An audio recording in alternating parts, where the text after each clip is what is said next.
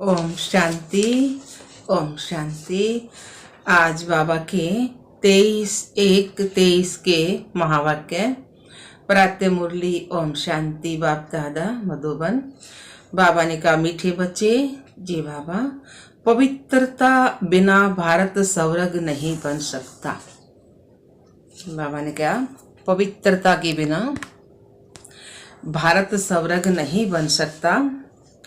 तुम्हें श्रीमत है, गृहस्थ में रहते पवित्र बनो, दोनों तरफ तोड़ निभाओ। प्रश्न दिया बाबा ने, दूसरे सत्संगों व आश्रमों से यहाँ की कौन सी रस्म बिल्कुल न्यारी है?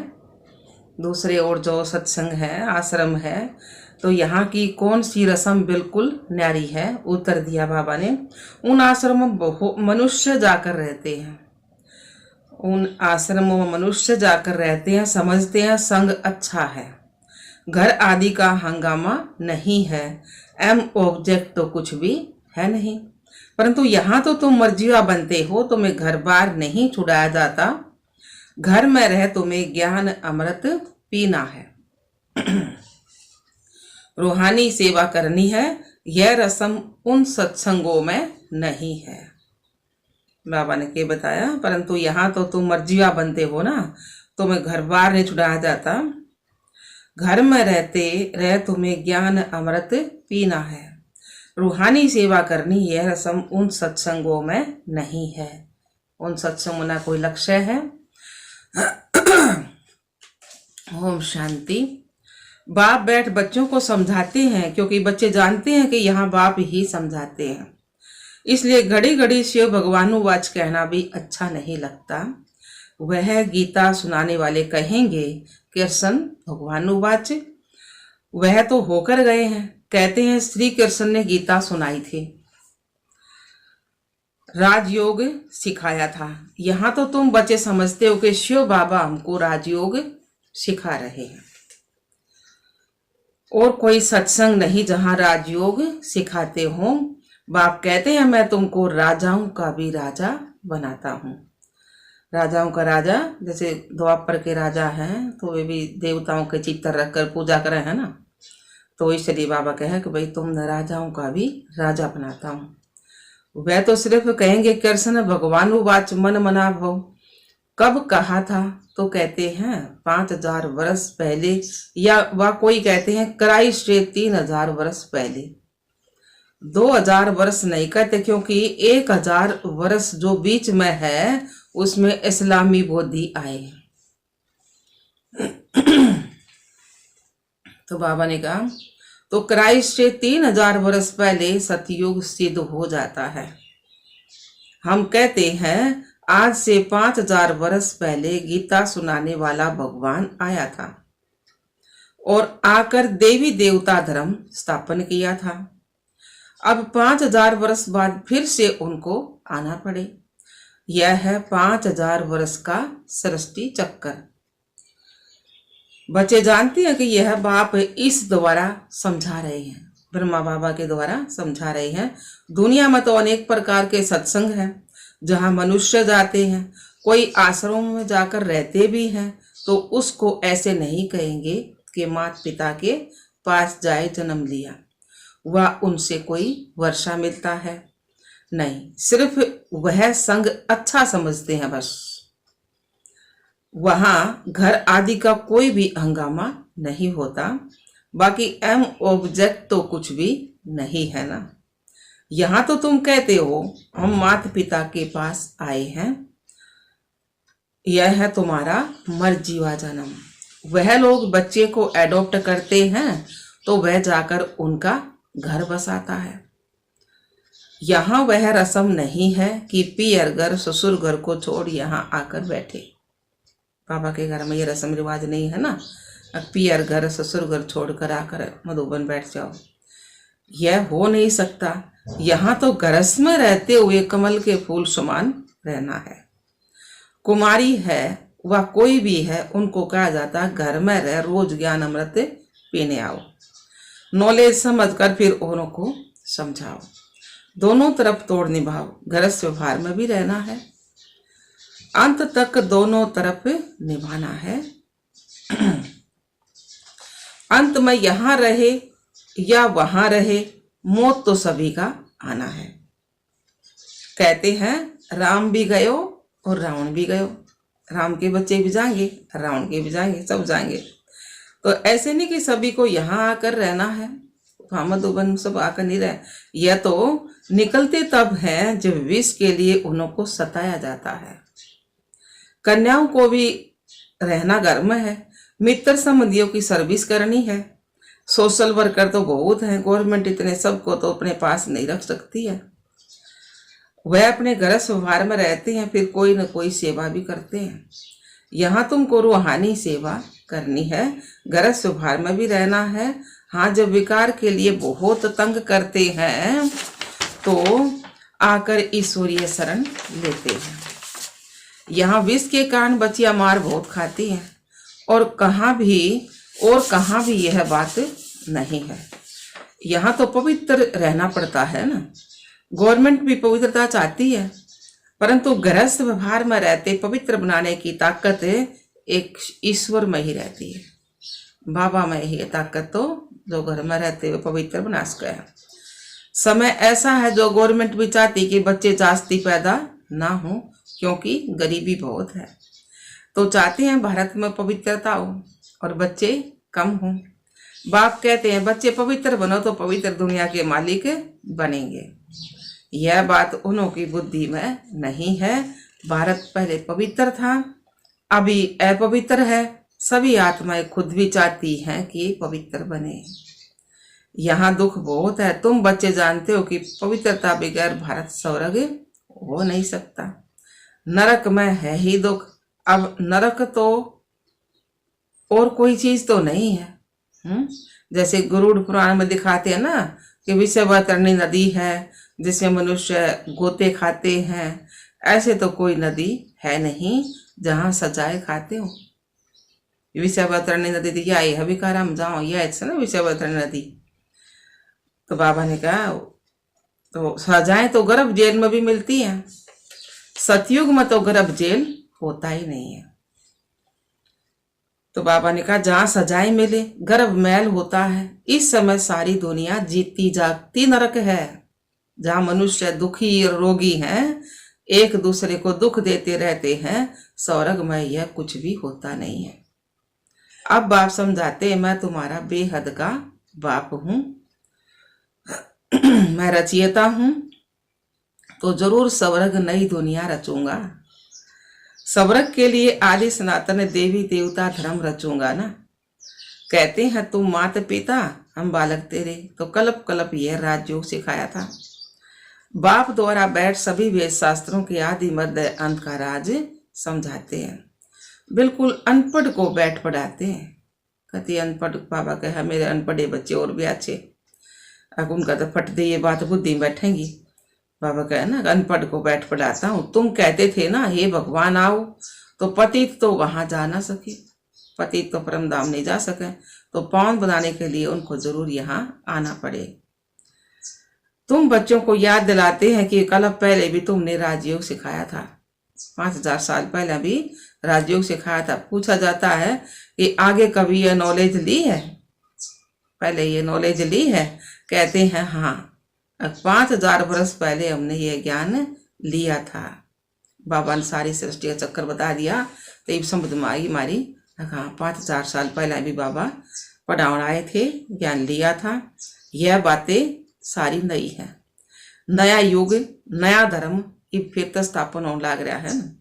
सिवाय ईश्वर के ये देवी धर्म कोई स्थापन नहीं कर सकता। बाबा के बिना ईश्वर धर्म स्थापन नहीं कर सकता कोई भी है। सवाय ईश्वर के यो और कोई धर्म स्थापन नहीं कर सकता ना। ब्रह्मा विष्णु शंकर भी नहीं कर सकते, क्योंकि वह देवताएं स्वयं रचना है। स्वयं का रचयिता माता पिता चाहिए। तुमको सुख गहनेरे भी यहाँ चाहिए। बाप कहते हैं रास्ता मैं भी हूं, तुमको भी ब्रह्मा मुख द्वारा मैंने रचा है। मैं मनुष्य सृष्टि का बीज रूप हूं। भले कोई कितना भी बड़ा साधु संत आदि हो, परंतु किसके भी मुख से ऐसे नहीं निकलेगा अगर मैं बीज रूप सृष्टि का। यह है गीता के अक्षर। परंतु किसने कहा वही कह सकता है। बाबा ने कहा परंतु जिसने कहा वही तो कह सकता, दूसरा कोई ये बात कह ना सके। सिर्फ फर्क यह है कि निराकार के बदले श्री कृष्ण को भगवान कह देते हैं। बाप कहते हैं मैं मनुष्य सरस्वती का बीज रूप हूँ, परम धाम में रहने वाला निराकार परमात्मा हूँ। तुम भी समझ सकते हो साकार मनुष्य तो अपने को बीज रूप कह ना सके। साकार मनुष्य इस दुनिया में वे तो अपने को बीज रूप कह ना सके। ब्रह्मा विष्णु शंकर भी नहीं कह सकते। यह तो जानते हैं कि सबको रचने वाला कौन है, शिव बाबा है। मैं देवी धर्म की स्थापना कर रहा हूं। तो बाबा ने कहा देवी धर्म की स्थापना कर रहा हूं, ऐसे कहने की भी कोई ताकत नहीं है। भला अपने को श्री कृष्ण कहलाएं, ब्रह्मा कहलाएं, नाम रख ले, है ना, शंकर कहलाएं, बहुत अपने को अवतार भी कहलाते हैं, अवतार भी तो नाम रखे हैं, परंतु है ये सब झूठ। तो यहाँ आकर जब सुनेंगे तो समझेंगे बरोबर बाप तो एक है और अवतार भी एक ही है, शिव बाबा है। कृष्ण अवतार नहीं है, शिव परमात्मा तो अवतार है। शिव का तो शरीर नहीं है, कृष्ण का अपना शरीर है। तो वह कहते हैं मैं तुमको साथ ले जाऊंगा। बाबा तो साथ लेकर जाएंगे, ऐसे कहने की भी कोई ताकत नहीं है। 5000 वर्ष पहले गीता के भगवान शिव बाबा ने कहा था कि जिसने ही आदि सनातन देवी देवता धर्म स्थापन किया था वही अब कर रहे हैं। गाया हुआ भी है ना कि मच्छरों सदर से आत्माएं गई। तो बाप गाइड बनकर सभी को आए लिबरेट करते हैं। सब आत्मा दुखा छुटाव है। अब कलयुग का अंत है, उसके बाद फिर सतयुग आना है। तो जरूर आकर पवित्र बनाए, पवित्र दुनिया में ले जाएंगे। गीता में कुछ अक्षर हैं। समझते हैं इस धर्म के लिए शास्त्र तो चाहिए ना, तो गीता शास्त्र बैठ बनाया है। सर्वशास्त्र वन शिरोमणि नंबर 1 माता, परंतु नाम बदल दिया। बाप की जगह बच्चे का नाम डाल दिया श्री कृष्ण का। तो बाप जो इस समय एक्ट करते हैं वह थोड़े द्वापर में लिखेंगे। गीता फिर भी वही निकलेगी। ड्रामा में यही गीता नूंदी हुई है। जैसे बाप फिर से मनुष्य को देवता बनाते हैं, वैसे शास्त्र भी बाद में कोई से फिर लिखेंगे, कोई से बैठ लिखेंगे। बाबा ने कहा वैसे शास्त्र भी बाद में कोई फिर से बैठ लिखेंगे। सतयुग में कोई शास्त्र नहीं होगा। बाप सारे चक्कर का राज बैठ समझाते हैं। तुम समझते हो हमने ये 84 जन्मों का चक्कर पूरा किया है। आदि सनातन देवी देवता धर्म वाले ही मैक्सिमम 84 जन्म लेते हैं। तो बाबा ने कहा बाकी मनुष्यों की तो बाद में वृद्धि होती है ना, सच बढ़ोतरी होगी ना, फिर वह थोड़े ही इतना जन्म लेंगे। बाप इस ब्रह्मा मुख से बैठ समझाते हैं कि यह तो दादा है। अगर यह जो दादा है जिसका हमने तन लोन पर लिया है, वह भी अपने जन्मों को नहीं जानते थे। ब्रह्मा बाबा भी अपने जन्मों को नहीं जानते थे।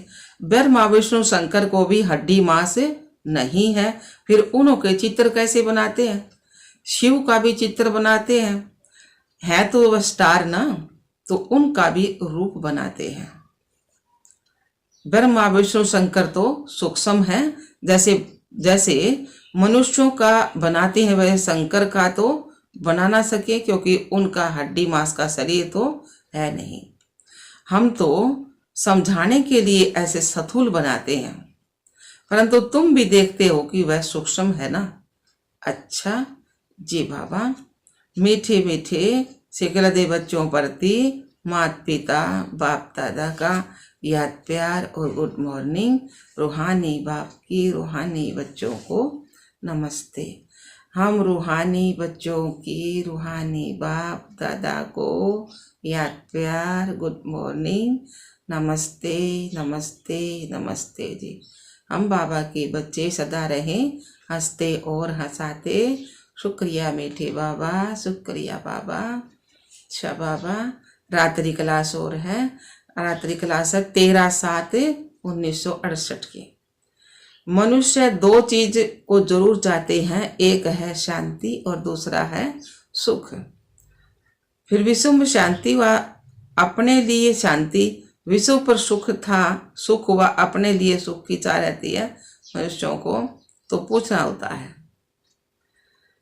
बाबा ने कहा ना, फिर तो पूछना होता कि अभी अशांति है तो जरूर कब शांति भी हुई होगी, परंतु वह कब और कैसे होती है, अशांति क्यों हुई, यह कोई को भी पता नहीं है, क्योंकि घोर अंधियारे में है। तुम शांति और सुख के लिए सबको बहुत अच्छा रास्ता बताते हो, तो सुनकर उन्हें खुशी होती है, लेकिन शांति और सुख के लिए सबको बरोबर अच्छा रास्ता, बहुत अच्छा रास्ता बताते हो, तो सुनकर उन्हें बहुत खुशी होती है। लेकिन जब सुनते हैं पावन भी बनना है तो ठंडे पड़ जाते हैं। यह बात सुना है, पावन बनना है तो ठंडे पड़ जाते हैं। यह विकार है सभी का दुश्मन और फिर सभी का प्यारा है। बाबा ने कहा सभी का दुश्मन और फिर सभी का प्यारा है। इसको छोड़ने में हृदय विदीर्ण होता है। नाम है, नाम भी के है विष, जहर, तो फिर भी छोड़ते नहीं है। तुम कितना माथा मारते हो फिर भी हार खा लेते हैं। सारी पवित्रता की बात है, इसमें बहुत फेल होते हैं। कोई कन्या को देखा तो आकर्षण होती है, क्रोध व लोभ या मोह की आकर्षण नहीं होती है। काम महाशत्रु है, तो इन पर जीत पाना महावीरों का काम है। इन पर जीत पाना भी महावीरों का काम है ना। तो बाबा ने कहा हाँ, तो दे अभिमान के बाद पहले काम ही आता, इन पर जीत पानी है। जो पवित्र है उनके आगे अपवित्र कामी मनुष्य नमन करते हैं, कहते हैं हम विकारी हैं, आप निर्विकारी। ऐसे नहीं कहते हम क्रोधी लोभी हैं।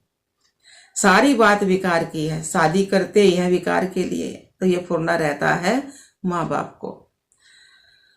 तो बड़े हों तो पैसा भी देंगे, बड़े हों तो पैसा भी देंगे, विकार में भी जाएंगे, विकार में न जाए तो झगड़ा भी मच जाए।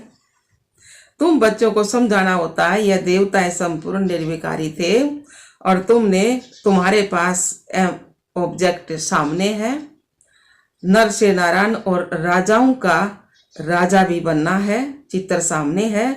इसको सत्संग नहीं कहा जाता। यह पाठशाला है। सच्चा सत्संग सच्चे बाप के साथ तब हो जब सम्मुख राजयोग सिखाए। सत्य का संग चाहिए, वही गीता का ज्ञान देते हैं, अर्थात राजयोग सिखाते हैं। बाप कोई गीता सुनाते नहीं है। मनुष्य समझते हैं नाम तो है गीता पाठशाला, नाम गीता पाठशाला, तो जाकर गीता सुने। तो इतनी कशिश होती है। यह सच्ची गीता पाठशाला है जहाँ 1 सेकंड में सतगति, हेल्थ, वेल्थ और हैप्पीनेस मिलती है। तो पूछे सच्ची गीता पाठशाला क्यों लिखते हो? सिर्फ गीता पाठशाला लिखना कॉमन हो जाता है। सच्ची अक्सर पढ़ने से खैच हो सकती है ना, शायद झूठी भी है तो सच्ची अक्सर जरूर लिखना पड़े। पावन दुनिया सतयुग को और पतित दुनिया कलयुग को कहा जाता है। सतयुग में यह पावन थे, कैसे पावन बने सो सिखलाते हैं। ब्रह्मा बाप द्वारा पढ़ाते हैं, नहीं तो पढ़ाएंगे कैसे? यह यात्रा समझेंगे वही जिन्होंने कल पहले समझा है। भक्ति मार्ग के दोबन में फंसे हुए हैं। भक्ति का भवका बहुत है, यह तो कुछ भी नहीं है। सिर्फ स्मृति में रखो, अभी वापिस घर जाना है, पवित्र बनकर जाना है। इसके लिए याद में रहना है। बाप जो स्वर्ग का मालिक बनाते हैं उनको याद नहीं कर सकते हैं। मुख्य बात यह है, सभी कहते हैं इसमें ही मेहनत है। बच्चे भाषण तो अच्छा करते हैं, परंतु योग में रहकर समझाए तो असर भी अच्छा होगा। याद में तुमको ताकत मिलती है। तुम सतो प्रधान बनने से सतो प्रधान विश्व के मालिक बनेंगे। याद को निष्ठा कहेंगे ना। हम आधा घंटा निष्ठा में बैठे, यह रोंग है। बाप सिर्फ कहते हैं याद में रहो। सामने बैठे सिखलाने की दरकार नहीं है, बेहद बाप को बहुत लव से याद करना है, क्योंकि बहुत खजाना देते हैं। याद से खुशी का पारा चढ़ना चाहिए, अतीन्द्रिय सुख फील होगा। बाप कहते हैं तुम्हारी यह लाइफ बहुत वैल्यूबल है, इनको तंदुरुस्त रखना है। जितना जिएंगे उतना खजाना लेंगे। खजाना पूरा तब मिलेगा जबकि हम सतो प्रधान बन जाएंगे। मुरली में भी बल होगा, तलवार में जोर होता है ना। तुम्हारे में भी याद का जोर पड़े तब तलवार तीखी होगी ना। तो बाबा ने कहा ज्ञान में इतना जोर नहीं है, इसलिए कि इसको असर नहीं होता। फिर उनके कल्याण के लिए बाबा को आना पड़ता है। जब तुम याद में जोर भरेंगे तो फिर विद्वान आचार्य आदि को भी अच्छा तीर लगेगा। इसलिए बाबा कहते हैं चार्ट रखो। कई कहते हैं बाबा को बहुत याद करते हैं परंतु मुख नहीं खुलता है। तुम याद में रहो तो विक्रम विनाश होंगे। अच्छा, बच्चों को गुड नाइट। अच्छा बाबा, हम बच्चा की भी गुड नाइट। और शायद धारणा के लिए मुख्य सार है, घर में रहते भी रूहानी सेवा करनी है, पवित्र बनना और बनाना है। दूसरा पॉइंट है, इस जीते जागते नरक में रहते हुए भी बेहद के बाप से स्वर्ग का वर्षा लेना है, किसी को भी दुख नहीं देना है। वरदान आया है बाबा का, अपनी सर्व विशेषताओं को कार्य में लगाकर उनका विस्तार करने वाले सिद्धि स्वरूप भव। अपनी सर्व विशेषताओं को कार्य में लगाकर उनका विस्तार करने वाले सिद्धि स्वरूप भव। सार दिया है बाबा ने, जितना जितना अपनी विशेषताओं को मनसा सेवा व वाणी और कर्म की सेवा में लगाएंगे तो वही विशेषता विस्तार को पाती रहेगी, पाती जाएगी। सेवा में लगाना अर्थात हर बीज से अनेक फल प्रकट करना। सेवा में लगाना अर्थात एक बीज से अनेक फल प्रकट करना।